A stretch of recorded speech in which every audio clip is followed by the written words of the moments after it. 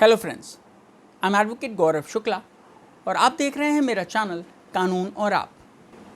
आज हम जो टॉपिक डिस्कस करने जा रहे हैं वो ये है कि हम इफ़ेक्टिव एफआईआर कैसे लिखें। अब चाहे आप एक जूनियर एडवोकेट हैं, चाहे आप स्वयं पीड़ित हैं, आपको ये ज़रूर पता होना चाहिए कि हम इफ़ेक्टिव एफआईआर कैसे लिख सकते हैं जिससे कि हमारा जो आरोपी है, जो अक्यूज्ड है, जो हमारा विपक्षी है, वो किसी भी तरीके से कानून से बचने ना पाए।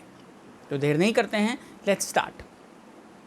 इफ़ेक्टिव एफआईआर के बहुत ज़्यादा कोई रॉकेट साइंस नहीं होती है, बट अनफॉर्चुनेटली क्योंकि हम सबको जानकारी नहीं है, इसलिए जानकारी के अभाव में हम ऐसी गलतियां कर जाते हैं कि हमारी जो एफआईआर होती है उसमें कहीं ना कहीं कुछ लूप होल्स होते हैं और उन लूप होल्स का फ़ायदा उठाते हुए जो विपक्षी के वकील होते हैं वो हमारे जो विपक्षी है, जो आरोपी है, उसको कोर्ट से बाइज्जत बरी करा लेते हैं या इन्वेस्टिगेशन में ही पुलिस को ऐसे सबूत नहीं मिलते हैं कि हमारा जो आरोपी है वो छूट जाता है।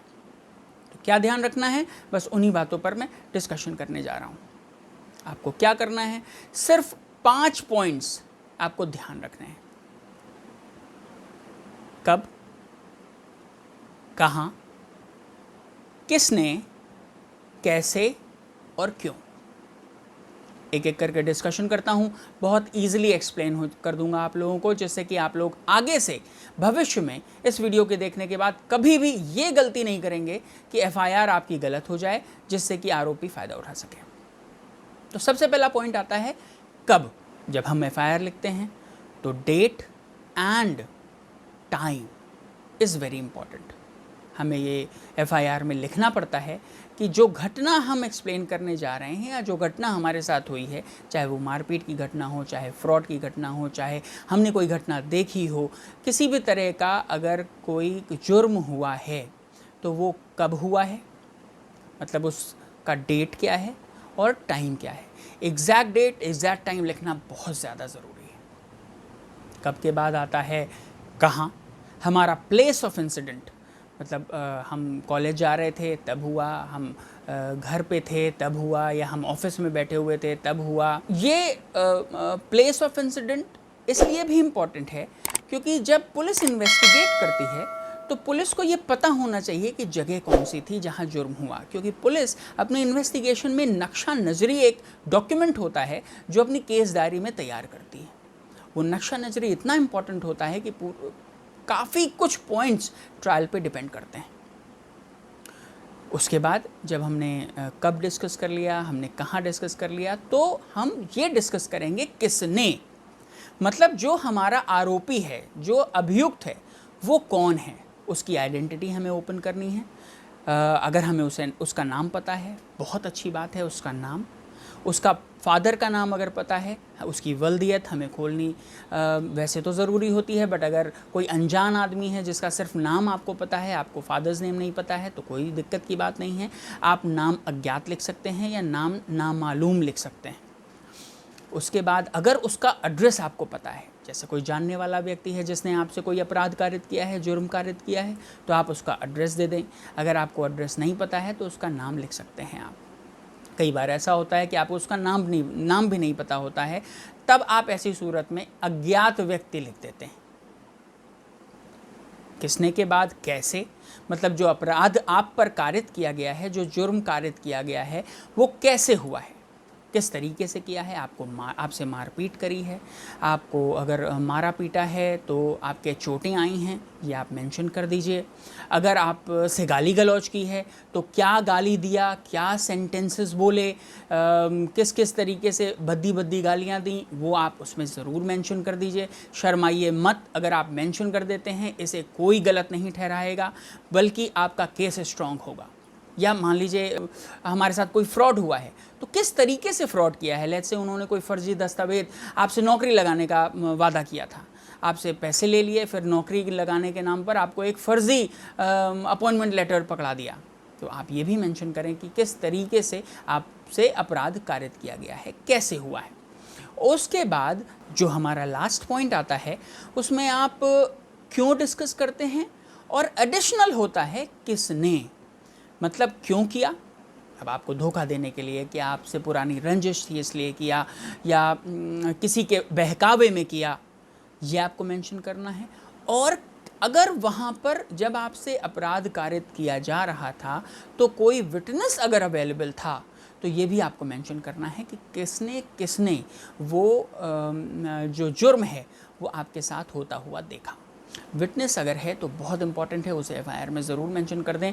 वो आपका प्राइम विटनेस हो जाता है, आई विटनेस हो जाता है और उस पर बहुत सारी जिम्मेदारी आ जाती है उस व्यक्ति को सज़ा दिलाने की आपकी तरफ से गवाही देकर। ये सारी पॉइंट्स अगर आप लिखते हैं तो आपकी एफआईआर फुल प्रूफ होती है। उसके बाद प्लीज़ अपना नाम लिखकर, अपने फादर का नाम लिखकर, अपना पूरा एड्रेस लिखकर, डेट आज की डालकर, जिस भी दिन आप एफआईआर लिख रहे हैं आप अपना साइन करके मोबाइल नंबर डाल दें। ये एफआईआर आपकी पूरी हो गई। अब आपको कुछ और इम्पॉर्टेंट जानकारियाँ दे देता हूँ कि मान लीजिए आपको एफआईआर लिखानी है, आपको नहीं पता एफआईआर कैसे लिखाई जाती है। आप अब मेरा वीडियो देखने के बाद आपको ये तो पता चल गया होगा कैसे लिखी जाती है, बट लिखाना कैसे। आप थाने गए, आप वहाँ पुलिस वाले से मिले, कोई भी पुलिस वाला आपको मिला, आपने कहा हमें एफआईआर लिखानी है, तो आपको ये बता दूं कि कोई भी पुलिस वाला आपकी एफआईआर लिखने से मना नहीं कर सकता है अगर वो कॉग्निजेबल ऑफेंस की एफआईआर है। Non cognizable offence, cognizable offence ये मैं अदर वीडियो में डिस्कस कर लूँगा क्योंकि वो भी एक बड़ा टॉपिक है, इंटरेस्टिंग टॉपिक है। बट लेट्स से आपके साथ अपराध कारित हुआ, आपको एफआईआर लिखानी है, तो आप पुलिस के पास गए।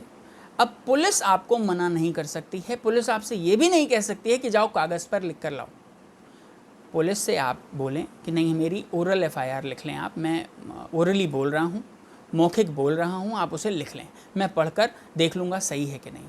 ये कानून आपको प्रोवाइड करता है कि उस पुलिस ऑफिसर को ओरली एफआईआर लिखनी पड़ेगी, या अगर आप लिखित कंप्लेन ले गए हैं तो वो लिखित कंप्लेन आपसे ले लें। वो आपको सजेशन नहीं दे सकते आपकी एफआईआर में, ना ही कुछ ऐड कर सकते हैं, ना ही घटा सकते हैं। हालांकि मेरे सामने बहुत सारे ऐसे केसेस आते रहते हैं। प्रैक्टिसिंग एडवोकेट होने का फ़ायदा यही है कि पुलिस क्या करती है और क्या नहीं करती है हमें सब पता है।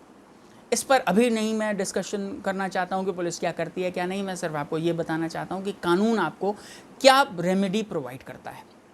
तो चाहे आप ओरल एफआईआर लिखा सकते हैं, पुलिस वाला जो भी व्यक्ति आपको थाने में मिला है वो ओरल लिखेगा और आपको कागज़ देगा। वो लिखने के बाद आप उसे चेक करेंगे कि सही लिखा है या नहीं। जब सही होगा तो आप उस पर साइन बनाकर, अपने दस्तखत बनाकर एफआईआर पे डेट डालकर सबमिट कर देंगे।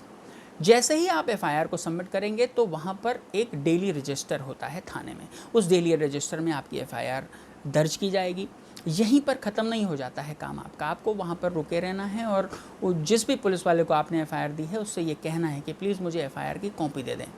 एफआईआर की कॉपी का मतलब ये बिल्कुल नहीं होता है कि आप एक फ़ोटो कॉपी लेकर गए हैं और उस पर मुहर लगा के साइन करके आपको पकड़ा दी जाए, बिल्कुल नहीं। जब एफआईआर की कॉपी का मतलब ये होता है कि वो पुलिस वाला आपकी एफआईआर को दर्ज करेगा, जो अपराध आपने अपनी एफआईआर में वर्णन किया है उसके हिसाब से जो धाराएं बन रही हैं आईपीसी की, जो हमारी भारतीय दंड संहिता है उसकी जो धाराएं बन रही हैं वो धाराएं लगाएगा, अभियुक्त का नाम मेंशन करेगा, अभियुक्त का एड्रेस मेंशन करेगा और एक यूनिक एफआईआर नंबर जनरेट करेगा, थाना लिखेगा और उस एफआईआर को कंप्यूटर से निकलवा कर आपको एक एफआईआर की कॉपी प्रोवाइड कराएगा। ये भी आपको बता दूं, अगर कोई पुलिस वाला आपसे पैसा मांगता है कि नहीं एफआईआर की कॉपी देने कर तो पैसे पड़ेंगे, तो प्लीज़ उसे मना कर दीजिए, क्योंकि कानून ये प्रोवाइड करता है कि वो कॉपी आपको फ्री ऑफ कॉस्ट प्रोवाइड की जाएगी।